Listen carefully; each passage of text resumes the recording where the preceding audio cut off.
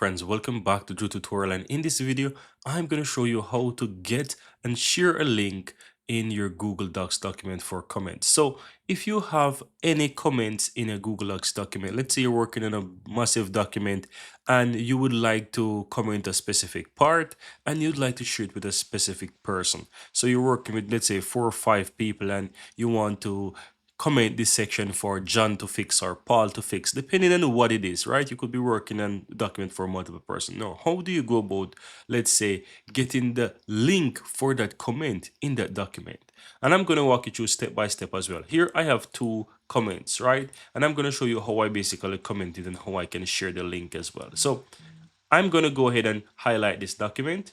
And in order to comment this, just simply right click and add comment.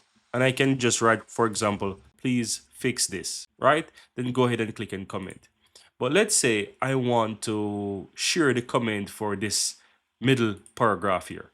All I have to do is just select the paragraph, click the 3 dots, and you'll see it says get link to this comment. I click on that and I can share this link with anyone. So I'm going to open up a new window here or a new tab here, and I'm going to simply paste that link, and this is the link for that paragraph.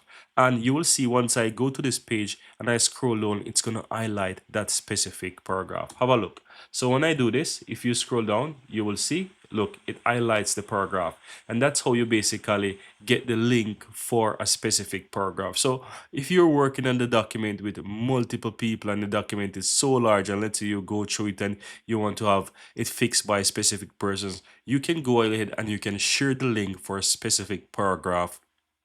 And once that person get that, they can easily go ahead and know what paragraph you're talking about, what they should fix, where they should fix, and so forth. It's very easy to do, guys. I really hope you found value here. And if you do, give this video a like. Let me know in the comments below if you have any question. Hit that subscribe button. And thank you guys so much for watching this.